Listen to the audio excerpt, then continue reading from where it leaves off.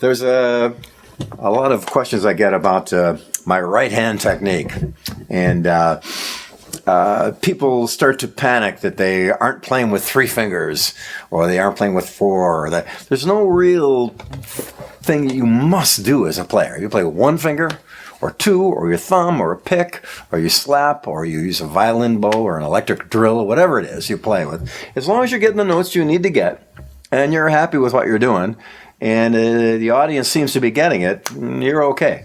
But having said that, I'll explain a little bit about the 3-finger technique, which I've explained in many places, in interviews and in magazines and everything like that, but it's hard for everybody to catch all that, so I'll reiterate it here for those who haven't heard. Basically what I'm doing with 3 fingers, I'm playing 4, 1, 2, 3, 4, 1, 2, 3, 4, 1, 2, 3, 4, 1, 2, 3, 4, with 3.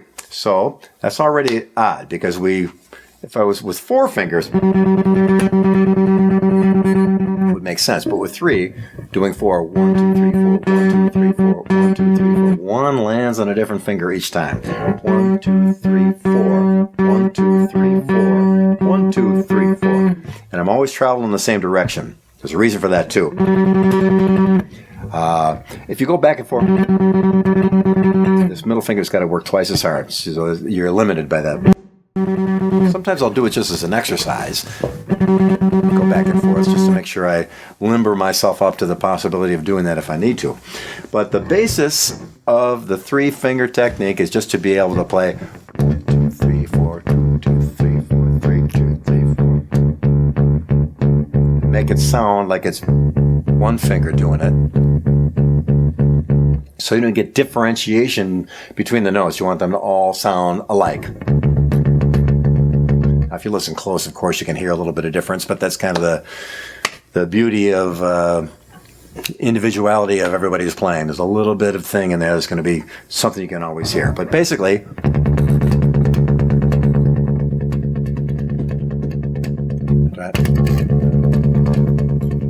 that's what I'm trying to get. Slowly, 1, 2, 3, 4, 1, 2, 3, 4, 1, 2, 3, 4. Now, there's a couple other things happening there that you may not have observed, which are important. First thing is, my thumb is always on a spot. And it's kind of the thing from which everything else is based. So my thumb is always beat up pretty bad because it's always holding the spot down while these fingers do that thing. And that's a stable 1 spot. I always know where that is. And from there, I reach out and get everything else. Now, your thumb is what your fingers are opposed or push against. So to get real strength, you got to have your thumb on there. Try to do without the thumb, with your hand floating, it's hard to get any strength. When your thumb is locked in there, it's easy to get it. So that applies with the 3-finger technique too. We'll do it on the E string and make it a little bit more basic. So my thumb is locked here. Now, I do a couple things on my basses to give my thumb spots to go. I trim this part of the pickup off. I got a spot in here where it goes here, there's all different places for it. You'll notice with the stand-up player, his thumb is usually on the side of that board. I use a stand-up bass player because that's kind of what this all came from. It's an electric bass now, but it started out as a precision version of the stand-up bass. But there's always a spot for your thumb as a fulcrum, I guess it would be. In physics, I don't know. So I always have that.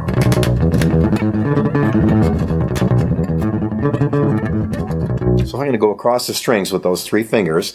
My thumb will always be, sometimes it'll move,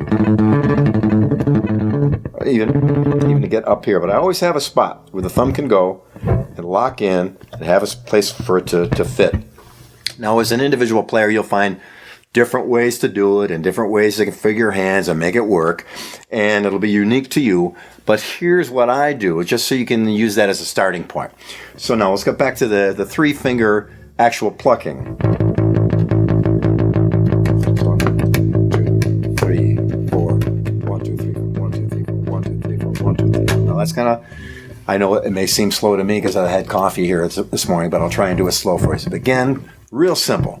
Just hold this note You can do it even open string if you want, but when you hold a note, you got a little more control of things. Hold that note, 5th fret on the E string, which will be an A note, and just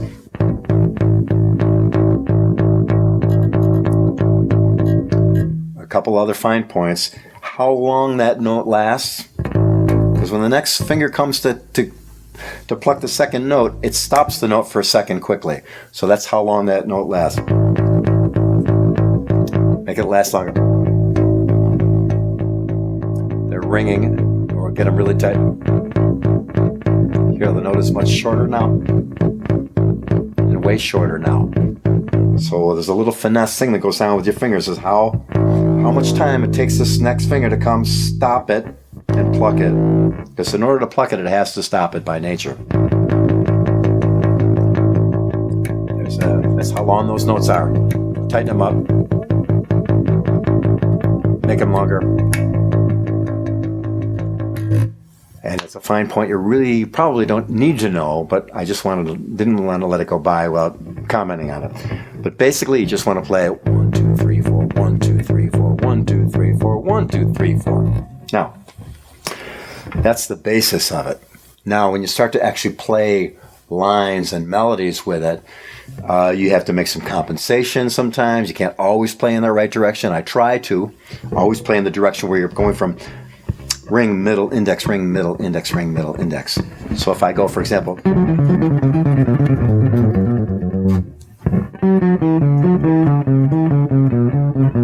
going to change one note. I'm going to make it a G major. That's D major. So it's going to go.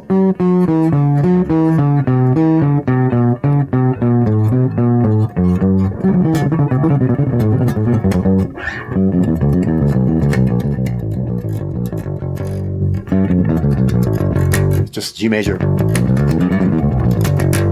So now a whole new set of things comes in. You do a simple little lick like that as a 3-finger technique thing.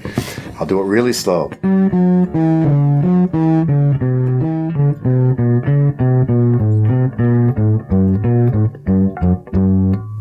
Now, what's happening is, as the finger gets done, it can slide to the next string to play that one. So you'll see that sliding from string to string changes the sequence that you're playing. See, this one's there. See, when you play a note, this finger lands on the next string. So as long as it's there, allow that to pluck the next note. So we go.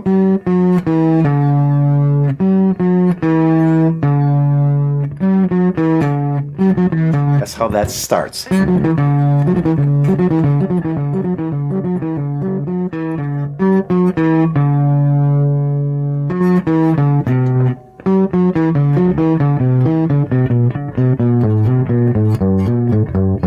Secret to it is that when that finger slips off one string and gets to the next, to start the pluck of the next one. So I'll do it really slow here.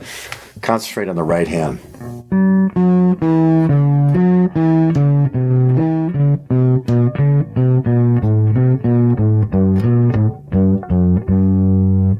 Seems simple enough, but coordinating all those things together to make it actually sound like music.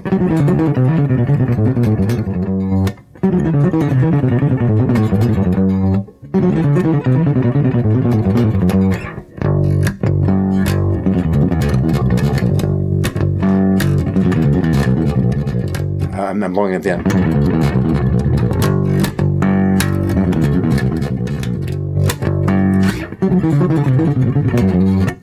I'm not playing it correctly. I didn't think this look out first, but you get the idea.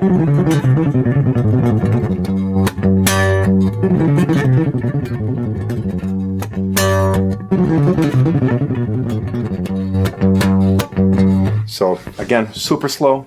Watch the fingers slide off, get to the next string, and do the note they have to do.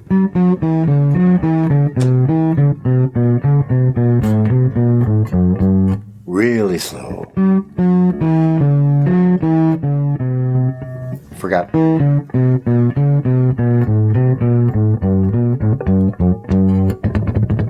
Now, eventually you can.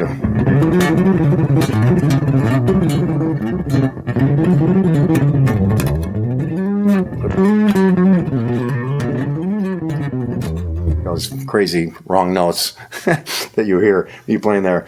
Eventually you can build up to the point where you can do any of that stuff. It's well within anyone's grasp to play it, as long as they just get that basic of the other strings,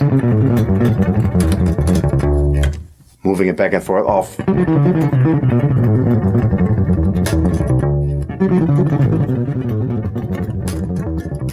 So that's just a kind of a little overview, and I could spend hours on this, explaining all the little things to watch out for. But again, you got to make it your own. And if you don't play with 3 fingers, I know some great bass players that play with 2, and they're amazing, and they blow my mind. Or guys that play with a pick, perfectly okay. Or slap guys, perfectly all right. This just is here's an idea. Here's another a little thing for your bag of tricks or for your vocabulary of things you do on bass.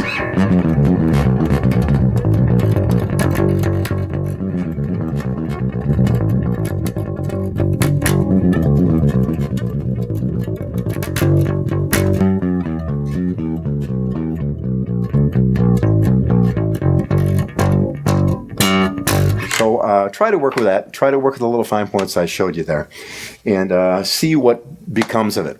Like I said, it may become something supremely valuable to you that you base a lot of things on and develop a whole bunch of new things, or maybe something that you just pass by, let it do its thing, and drop it and move on to something else. Your choice. But at least it'll give you the experience of trying some different technique that you can eventually evolve into something of your own.